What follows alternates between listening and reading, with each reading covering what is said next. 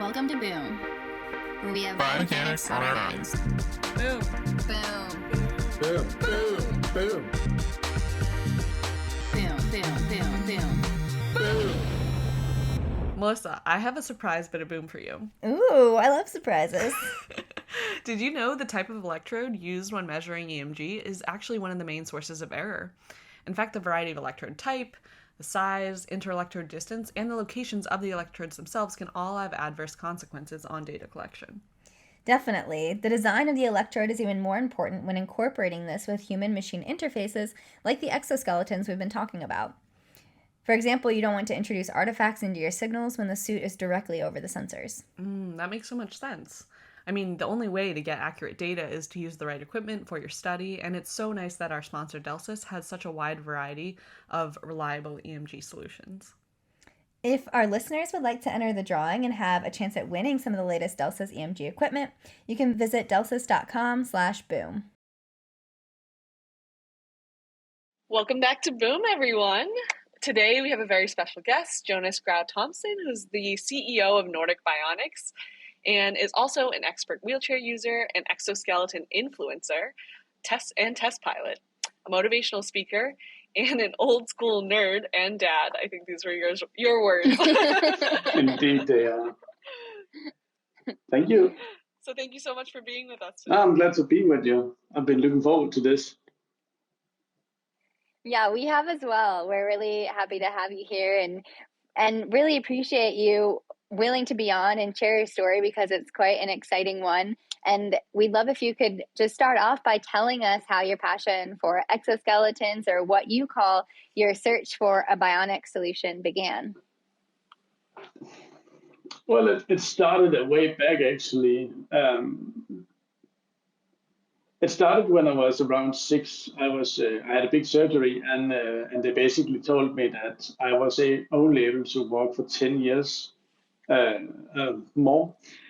And I blankly refused that statement, and that has been part of my life ever since. I just refused not to be able to walk. But then some 10 years ago, I felt that they might be right. So I began searching for a solution for my problem. I could see that if I didn't find a solution, I wouldn't be able to walk 10 years more. Well, I was kind of right. I am barely able to walk now, but then 10 years ago, I realized that exoskeletons was a thing. Cyberdyne had back then only just announced their whole exoskeleton. So obviously I called them and asked them if I could try it. And they basically said, "And you are?" So I realized that I had to become an expert if I wanted to make this a living and find a solution for me. Yeah, I could imagine that there's a lot of different responses that somebody could have to being told that they wouldn't be able to walk. And I could imagine some of those might be feelings of defeat. And for me, it's quite amazing to hear your story of just feeling so motivated to find a solution. And now it's not just a solution for you that you feel motivated about, but sort of the bigger picture and all of the people that can be helped by it. But I am curious about your motivation and just really your drive and will to want to make sure that you can walk. And what does it mean for you to be able to walk, and why is it, such a driving force and throughout this journey for you? I mean, given that I have earlier been able to walk, this is kind of I didn't want to let anybody define what I could and who I was. So it became a kind of not a fight, but I just want to choose my own path and choose what I can and what I can't do. And beside that, it is a question of down to health. It is so incredibly unhealthy to sit down for so many times, so many hours of a day. I don't know if you have heard it, but there's a new buzzword that says sitting is the new smoking, where they basically compared it to and the health risk that the two of them impose. And I did a lot of research into this when during the last 10 years, and basically there's an American study that says that if you sit in a wheelchair, you have the risk of dying 20 years earlier than your peer group. When you combine all the illnesses, cardiovascular disease, diabetes, overweight in general, bone weakening of bones, and just as a whole host of issues when sitting down. So knowing all this gave me a lot of inspiration, motivation to actually to tell this story. Not only it is fine, I'm still looking for a solution for me, but as you said, it has become much bigger now.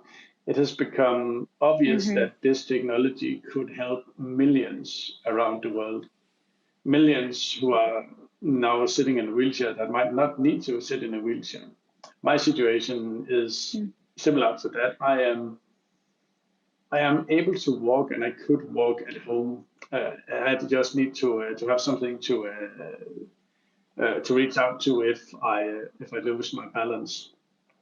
So that is basically it, and now it's just become part of my life to open the conversation about this, because many people don't know how bad it is to sit in a wheelchair. Well, not bad, but how unhealthy it is. And I want to tell this story and to show it to the world. Yeah. Well, thank you. Your passion rings through so true, and it's amazing to hear how, like Melissa said, it's gone from your personal to a larger picture. But sort of going back to your personal motivations and sort of this bionic solution, could you just share a little bit about what bionics, that word, means to you? For me, bionics is simply the augmentation of the body, be that an exoskeleton or be that an prosthetic arm or leg. Any technology that at least is equal to what you have lost or better is bionics in my mind. So basically, a hearing aid would also be a bionic equipment, because that enables you to do the things you could before you lost the ability, in this case, to hear. So it's just technology that enables you to do the things you could before, or do more. Is basically what I think is bionics. Yeah, enabling technology, or technology that enables. That's, I think, a really nice definition of it, and I think a good way to think about it too, in that it's helping people be able to kind of what you were saying, like do the things that are important to them. And I can see why that feels motivating then to be in that area. And in addition to that area, you, on your LinkedIn page, you have a suite of different words, including inclusion, disability, future trends, user-centered design, wearable technology. And as we've gotten to know you, it's clear how these kind of all tie together, but maybe we could talk about that a little bit more, why you chose a specific subset of words to focus on and showcase in your on your page, and then how they tie together in your life.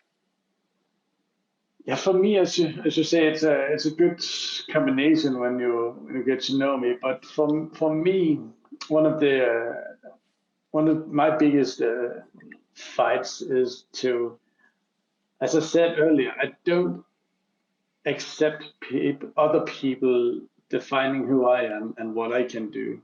And that is kind of my core tenet when it comes to inclusion. The fact that I'm a wheelchair user shouldn't in any way influence other people's idea of who I am and what I can do, how my work performance is. That is kind of one of the most important things for me. Don't assume you know anybody before you get to know them. It's kind of what I want to say with that. And yeah, I don't really. It's just a combination of all of them. Is kind of it has melded into the work I do. It has become who I am. Wow. It's so cool to have that evolution, and it's nice to be able to have the words that can kind of like be the sort of cloud around all of that makes you up. And so we appreciate you sharing that. And yeah, and I hope that people through this podcast get to know you a little better, and then maybe even further beyond the podcast too, to get to know what all those words mean and how they play into your life. But hopefully we'll focus on them too with our next question. So you mentioned that lately your focus has been on the need for a multidisciplinary approach. Those words are multidisciplinary. We talked about your name is like a mix of 3 languages. You are multidisciplinary in so many ways already. But I'm wondering, especially with respect to the work you're doing, why do you think that this multidisciplinary approach has not been taken in the past, or why is there a need for it? Let's start there. The way I see it, exoskeletons has been an engineering challenge all the way from the beginning.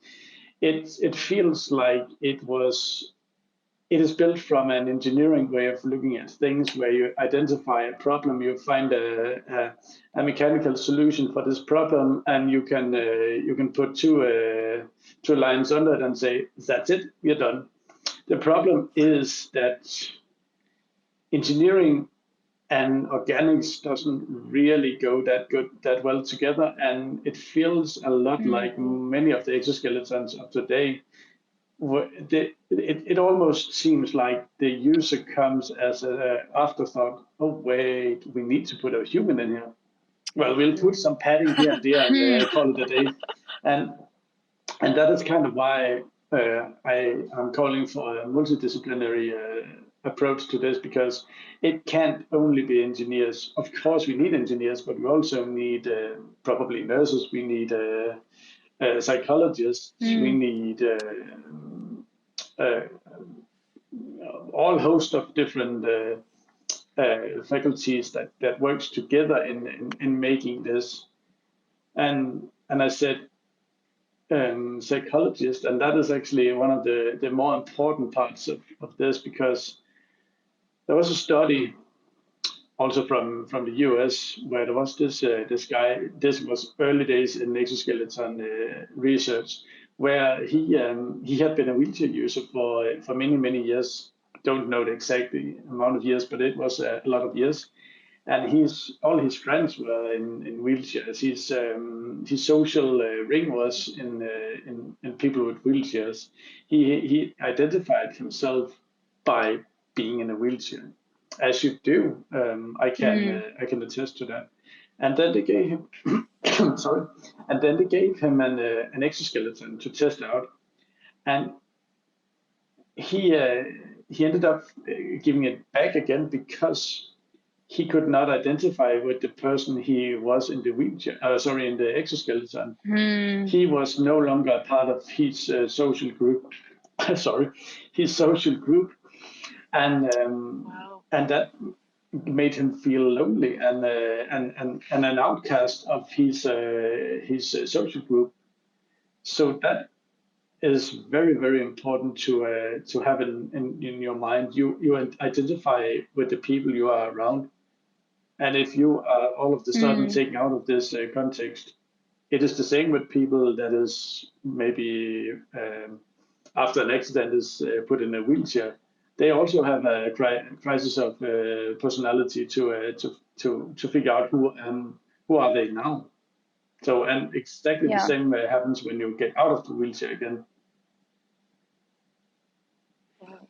Yeah. So this multidisciplinary approach that I like your emphasis on psychology and being mixed in with engineers, and you mentioned nurses, and then of course the user as Oh yeah, well, of as you course, mentioned, of and course, user centered, right? the user should be sorry. Oh no, go ahead. The user should absolutely be the thing that is that is in the middle. No doubt about that. The user needs to be in the middle. The needs of the user needs to be in the absolute focus point, and then all the other things kind of work stacks on top of that. It is basically the other way around compared to what it is today. Right, with engineer, you kind of said started engineering's in the middle Yeah. of it, and then the users sort of approach. Yeah, exactly.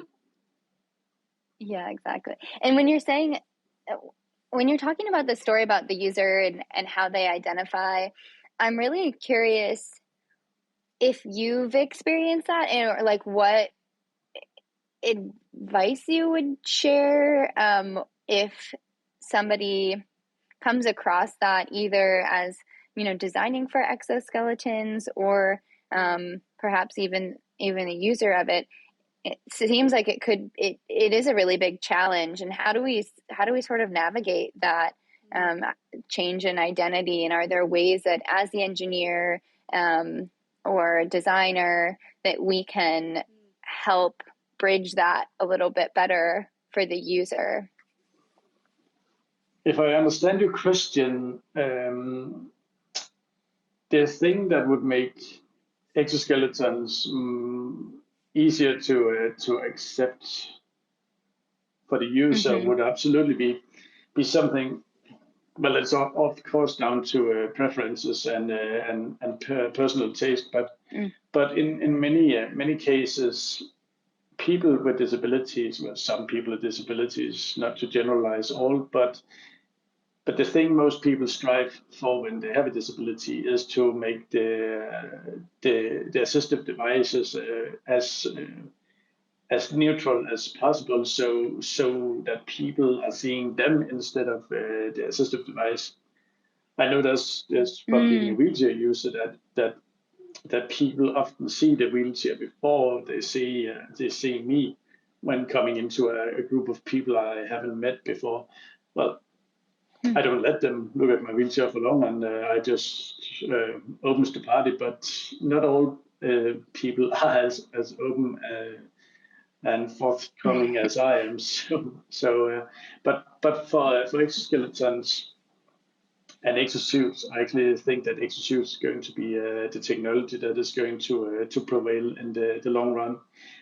I think that the more neutral approach would be the better approach to let people maybe even have it underneath their clothes, so they only show it if they want to show it.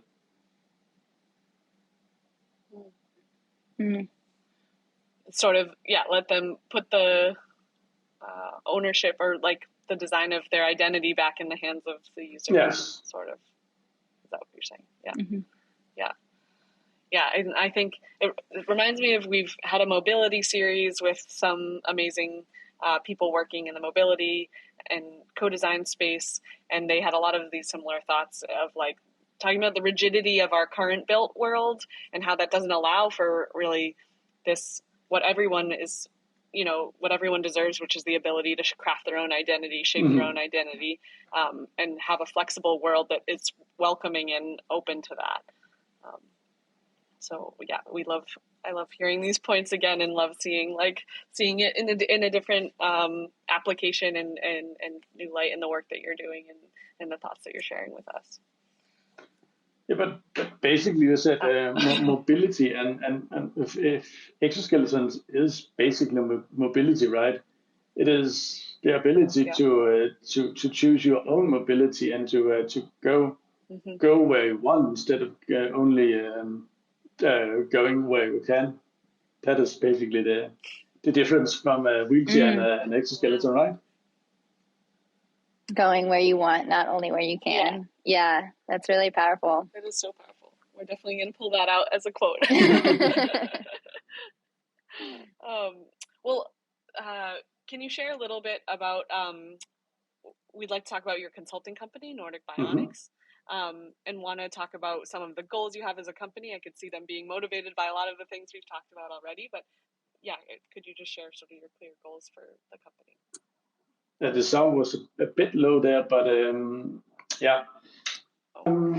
My goals with Nordic Bionics is to showcase these technologies. I have tested a couple of exoskeletons now, and what I like to do is to test these devices and actually show them to the world. My goal is to make this technology as normal as anything else. I mean, right now it's almost still in a shroud of sci-fi mythology, talking about exoskeletons, but in reality, exoskeletons is pretty down to earth. It's just a suit you put on. It's almost like a knee brace. Most people know a knee brace already, right? And an exoskeleton is basically a powered knee brace. I actually think that the Kyoko exoskeleton is selling itself as a powered knee brace. But my ambitions with Nordic Bionics is to educate people on this and to test and show exoskeletons. There's a lot of people out there that have no idea that exoskeletons is actually a thing. I've consulted people from all over the world have been contacting me to ask about exoskeletons for their children, and well for exoskeletons for any use case. So I basically have become the binding link between the users who want to get something better, especially for their kids, and the industry. So I like my position being kind of in the middle, where I can consult the companies, but I can also inform the users, and that's kind of what I want to do. I feel like you're a great translator. We've talked about your multidisciplinarities, and that's a key, I think, piece to being a good translator between both sides. Are there any surprising learnings or challenges that you've had to communicate from the users to the exoskeleton companies? Like, I don't know, either top 1 or top 3 that you'd like to share? Yeah, again, exoskeletons being primarily engineering, it has been the main thing has been that they want to personalize it and not just having the colors the engineers thought was the best idea to put on the exoskeleton. I don't know if you know the Hall exoskeleton from Cyberdyne. It's basically a white exoskeleton with when they first released it, it had blue rings all over it, and it was really sci-fi, and I loved it. I wanted one of those. I mean, it looked right out of sci-fi. That I needed that. But unfortunately, they decided to not have these big glowing lights on the newer exoskeletons. I had the pleasure of actually testing the Cyberdyne exoskeleton last week at Rehacare in Germany. Fun experience.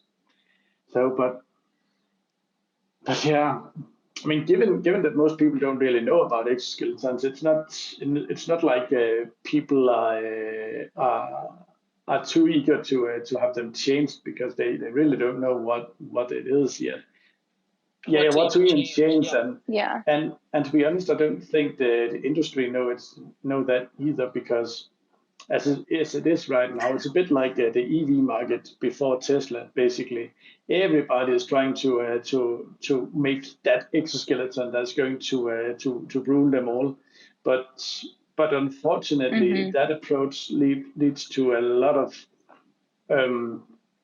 simultaneous research that is basically researching the same subjects and well, coming to the same conclusion, and that is, in my opinion anyway, a waste of time. But I would much rather have that we collaborated and found the good solution together. But everybody, of course, needs to have that patent that is going to make them rich. Yeah, it sounds like we've gotten a little away from the needs of the user and a little toward a different goal with that. Sorry about that. No, I don't mean you. I just mean we as a whole. Like, it sounds like I think that. Yeah, there's definitely like keeping sight of what the end goal is to help people here, right? And I'm curious, when people reach out to you and they're expressing that their child or that they want to learn more about exoskeletons, like, what is it that you share with them? Do you actually connect them with companies that you feel like might be able to meet their needs? Or like, what is the type of information that you feel like is helpful to share with them? And then are the companies also open to you connecting them with users and them being involved?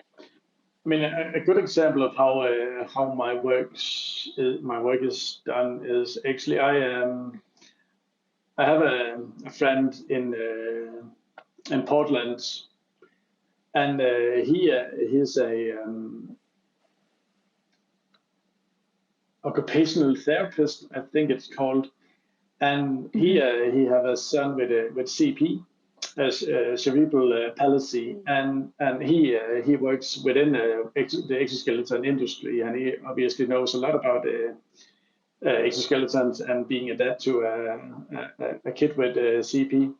So I've learned about a lot from him. I was myself considered having CP when I was little, so I've been through a lot of the same treatments as his kid is going through now.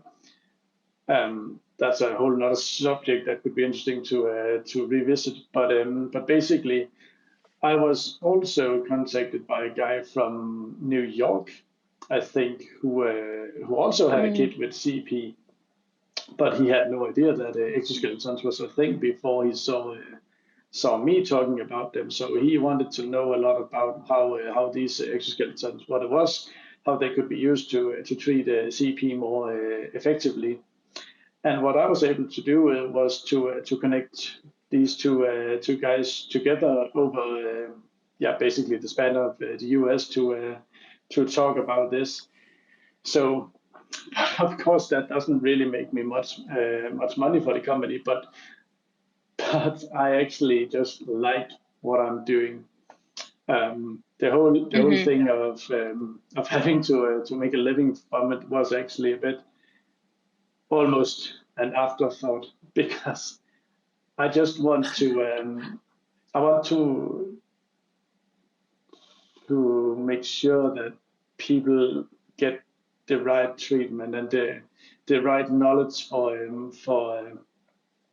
to make sure that they're living as full life as possible. That is that is basically what I want to do. I love how that sort of echoes what we talked about earlier with the user at the middle and other things on the periphery. I think, and if we were kind of talking just before this about sort of people focus on the patent to end them all, but I think your mindset and philosophy is much more genuine, and I think where we all want to be is like with the user at the middle, and money, as you say, as an afterthought or peripheral. It's important for development, but also but keeping the user at the center. Absolutely. I set out to become a tester of these technologies, both because I was obviously still searching for a solution, but also because if I test these technologies, I know from experience what works, what doesn't work. It is not something you can learn in a class. It's something you either need to wear them and to test them.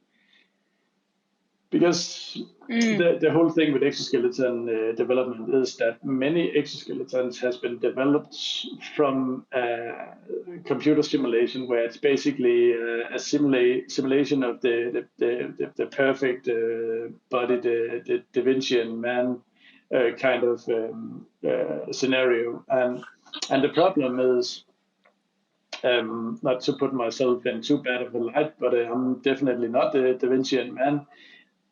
Given that I have been walking wrong, basically, for my whole life, I obviously have some follow-up conditions in my back, basically, that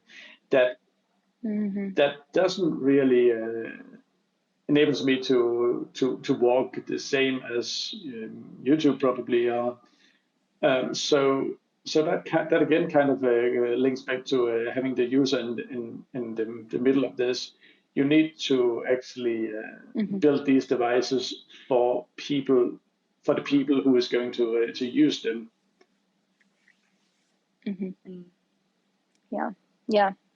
That makes a lot of sense. And considering the whole person too, like you're saying, everybody is different, not just in their walking ability, but then also other, their psychology, other physical challenges, like you're saying, with back problems that have started because of this. So everybody is so different, and being able to consider not just each person as an individual, but also them as a whole being too, seems like really important. And I'm curious if we can expand more on your experiences as a test pilot of exoskeletons. So have there been times, I guess, that have been, you've had a really good experience, or the opposite, a really bad experience, and what sort of things kind of make an experience test piloting a new exoskeleton maybe more or less positive or enjoyable?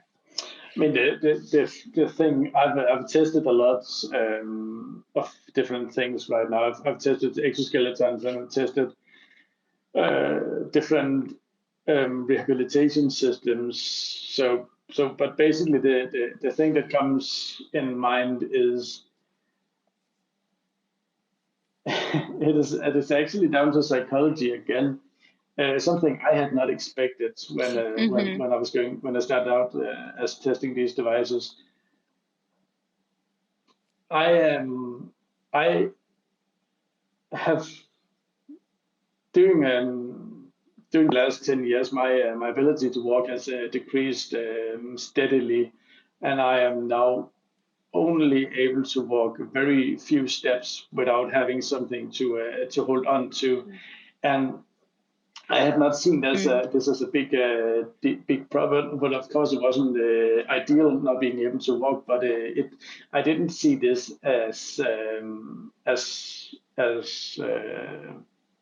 from a psychology view, and then I began testing these devices, and this was not an exoskeleton I tested this, but this was kind of a weight reducing rehabilitation system where I was basically anchored in a wire in the ceiling, and I had to walk. This is in development, so it's quite it's quite new technology. So, but basically I was anchored with this wire in the ceiling, and I had to walk out in that big open room.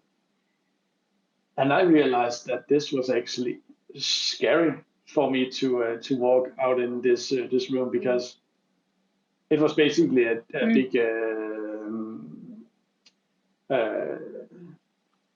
big hall I was walking out in, and that was in essence really scary to do, because I was a long way away from anything I could hold on to.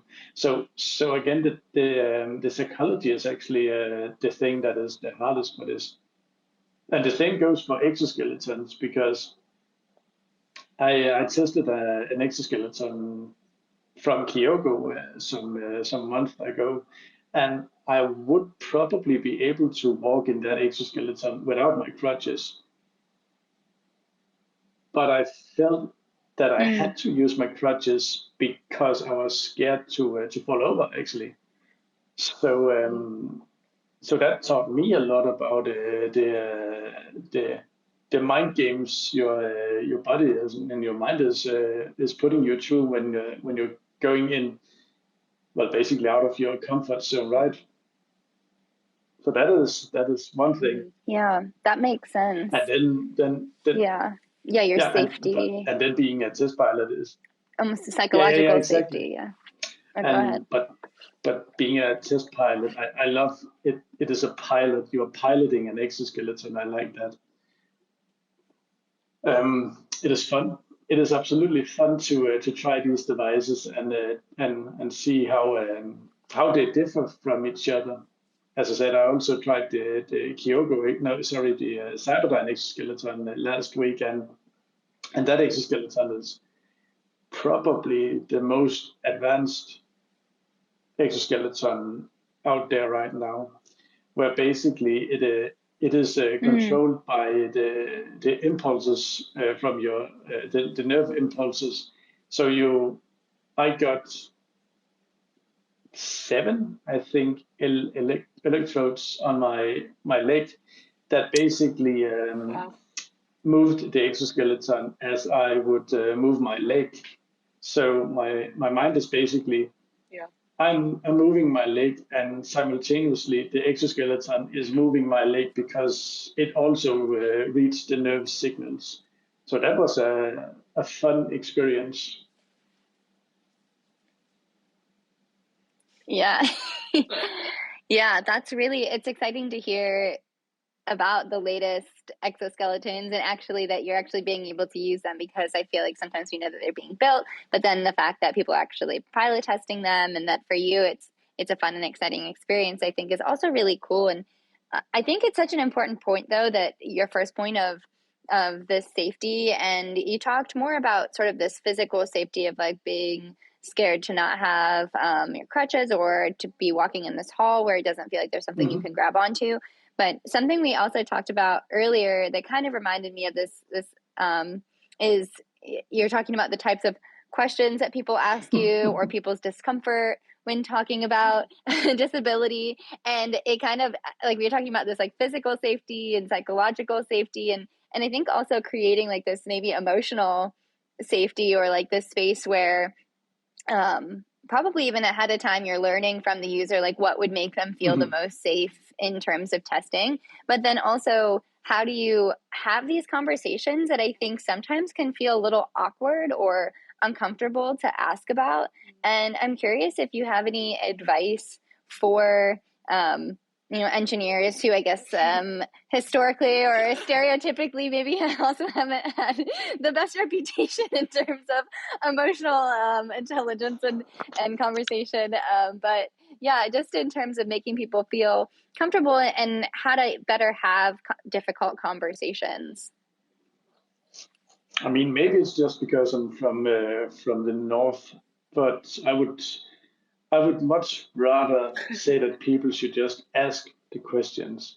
I mean, maybe it's a question of generation, but I mean, the whole thing of people getting offended by the slightest misstep is becoming a problem in for people to actually ask the right questions.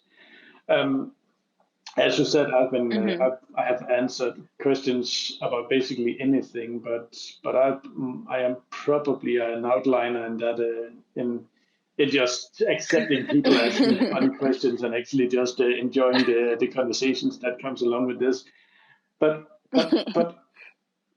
I don't necessarily think that the engineers need to ask these questions. Maybe it's more a question of how do we when we look a bit into the future and we have these exoskeletons actually being able to being available, they are available, but more available to a more affordable price. How do we set up the first training sessions for this? Because you would obviously need some training when you get an exoskeleton to be able to actually operate them safely. And how do we implement the psychological safety into this? And this is why I believe we need to have a multidisciplinary approach to this, because how do we set these programs up is going to be important for how well these devices will be accepted by the users. Mm. Yeah, I like that you're thinking of the big picture, like zooming out and saying what happens in the future. Everyone's using them. What does that look like? And that actually leads well into our final question that we love to ask is, what are you excited about for the future of bionics? Or you have a hashtag in your LinkedIn called #FutureTrends. What are you excited about in that space? To follow up on your last remark with me looking into the future, I mean, I guess when I realized how big this technology was, it felt like an explosion of the mind. It felt like the mind just expanded out in really, really, really long out in the horizon. I have many things I want to see with this technology. One of the things I would like to see a lot is implementing this exoskeleton technology on in less fortunate countries around the world where a disability could quite possibly lead to a life in poverty and unfortunately often an early death, basically. And the whole thing with disability is basically an inability to take the same work as your peers would be able to. And I would very much like to see exoskeletons implemented. Of course, not these big, well, not necessarily, of course, but in realistic. If we are realistic, it's probably not going to be this over-engineered exoskeletons we are seeing on the market right now. It probably needs to be quite a lot more simple. But I want to see exoskeletons rolled out in the third world, because that could potentially be a factor that could reduce some of the poverty among this group of people.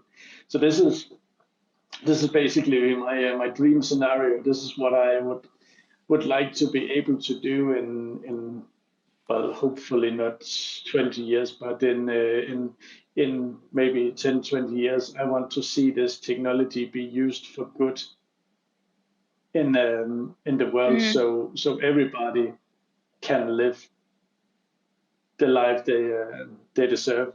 That is. I guess I am a humanitarian. Yeah. in heart. I always look for ways how technology can be used for the improvement of humanity, but also I'm absolutely sure that we can if most of our issues can be solved by technology. It's just a question of using the technology the right way. So, but on a more down to earth scenario for the future, I hope that within 5-10 years that exoskeletons become much more common sight, so people can get out of the wheelchairs and can can live in a way so they can live a life without the disease and the disease from sitting down too much. Basically, it is a question of living the life you want and living a healthy life. You shouldn't be forced into a life where you're basically forced to be unhealthy because you're sitting down. Right. Kind of this going back to what you said before, not just living the life you can live, but living the life that you want to live. Exactly. So, and I think after, and after this conversation, I think it was just so inspiring. We really appreciate you being so open and willing to share your experience and share it in a way that I think is so powerful and relatable and understandable and inspiring to us. And we just see your motivation for really helping people shine through. And I think you're helping us all remember at the end of the day, it is just about helping people and helping others just live the best life that they can. So thank you for sharing everything that you did. I'm excited for how this will touch our community and how it will inspire others, and we really appreciate it. Thank you for having me. It was a pleasure being here, speaking with you. Biomechanics off our minds.